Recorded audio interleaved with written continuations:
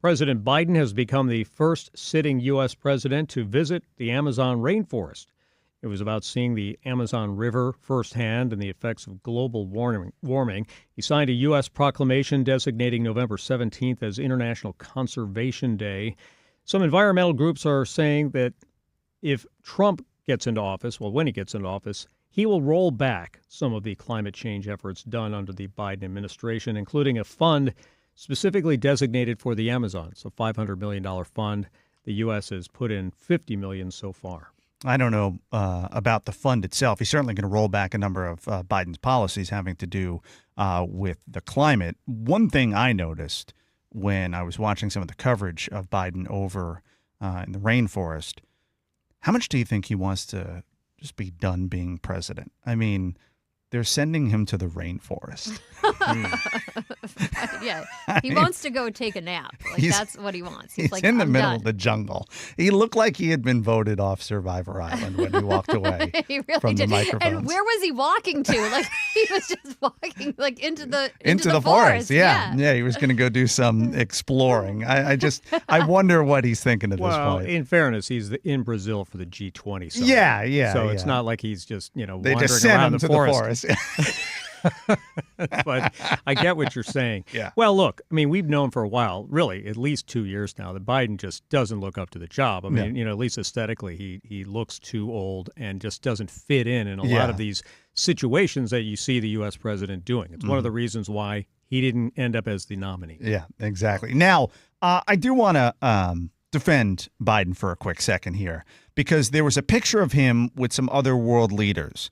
And there were headlines. Oh, where they made him go to the back? Yeah. There were headlines about how pathetic it was that he was in the back right corner of this group photo. And I couldn't believe what I was seeing. I mean, the New York Post had it, Fox News had it, all these different outlets had it. And they're making fun of Biden. They were lined up by the alphabetical order of the country they represented. So United States of America, that's where he ended up based on that setup. It's the same thing that happened to Trump once when he was in office and they lined everybody up for a group photo that way. It's just like that really. Yeah, the New York Post said they bumped Biden to the back of the line. Yeah, I saw they that. didn't. So, we just talked about the New York Times and that idiotic fact check they did. But then you have this, from the right wing media. And it's not true that it wasn't like they just said he's weak and we're gonna old put him in and the we're back. just going to stick him in the back. That's just not.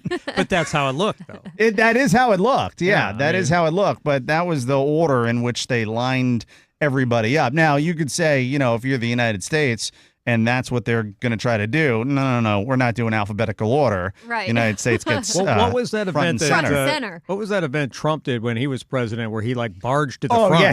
He pushed everybody aside. Yeah. I remember that. And then when he visited the Queen, he walked right out in front of her. Remember that? Yeah. So, that wouldn't have happened, I think. He's number one. Yeah. So we can expect more of that for the next 4 years.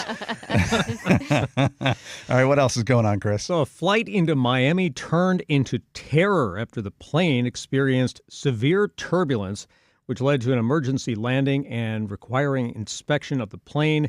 This was a Scandinavian Airlines flight that was heading to Miami from Stockholm, but it was diverted to Copenhagen because of the turbulence. Some people on board captured what it was like. Sam? Everybody right? Help her on. Yeah, I guess a woman fell down, fell out that of her doesn't seat sound or something. fun Yeah. at all. Boy, I have seen one air travel story after another that's just not great. Yeah, the last time I flew, our flight got a little bumpy. I mean, not too bad, but it was getting to that point where I was like, if this gets any worse, I'm going to start recording because it's just, oh my gosh. And so after seeing all these videos of the turbulence, it freaks me out. Did you have your seatbelt on? Of course I did, but what makes me mad is when it gets bumpy like that and you see people that are just kind of standing up, casually, trying to balance themselves, and you're like, sit down, because if you fall over, fine, but you're going to hurt somebody else. Yeah, exactly. There was this story. There was obviously the planes flying over Haiti that got hit with gunfire. Yep. Then there was another one. Where was that at? Where a plane got hit with gunfire. Wasn't it? I think was it Dallas? Yeah, I think it was there. You also had a plane that almost flew into a mountain. There was that story. I mean, it's just been one after another. What the hell is going on? Yeah, but the gunfire, a lot of people didn't even know it was going on. Yeah. Turbulence is just terrifying Mm-hmm. because you can't avoid it. And I've talked to people who have been on flights where it felt like they must have dropped like hundreds of feet. That's scary. Almost instantly. And if they weren't wearing their seatbelts, they would have been into the ceiling. Yeah. Because of the sudden, jump. So, these are scary things that happen. And, obviously, you don't want people to be standing around getting injured. My kids like to order hot chocolate on planes, and it drives me insane because I'm like, but if it gets bumpy, you're going to get burned. Better finish that quick. Yeah. So for everyone heading to the airport this morning listening to the show, best of luck. Everything's going to be fine. It's a beautiful day. I'm sure your flight will be fine. So in what was one of the most overhyped, worst produced boxing matches of all time, Jake Paul easily defeated a 58-year-old Mike Tyson after an abridged 8-round bout in Arlington, Texas, Friday night. You could hear the boos from the crowd as Paul just walked around the ring, and Mike Tyson failed to throw any significant punches during the boring event. You could not hear the boos from the millions around the world screaming at their TVs from the horrible production values, boring boxing, and just overall lameness. That was the Tyson-Paul fight. Real joke, the whole thing. So the whole thing. I decided to flip over to Netflix before the Jake Paul-Mike Tyson fight just to get a sense as to where they were at with the undercards and all of that, and couldn't watch anything. It was buffering the whole time. Really? Oh, yeah. Couldn't. I mean, it would, 57%, 75%, 99. It sat on 99% for like 10 minutes. So I couldn't watch any of that. I finally see a little bit of it. Jerry Jones, owner of AT&T Stadium where the fight was, owner of the Dallas Cowboys, he's doing an interview. He's talking. His microphone's not working. You can't hear what he's saying. The whole thing's a debacle. And then I finally decide, you know what? I'll just watch it in the morning. It'll be on Netflix. I'll just watch it in the morning. This way I don't have to worry about the buffering and all of that.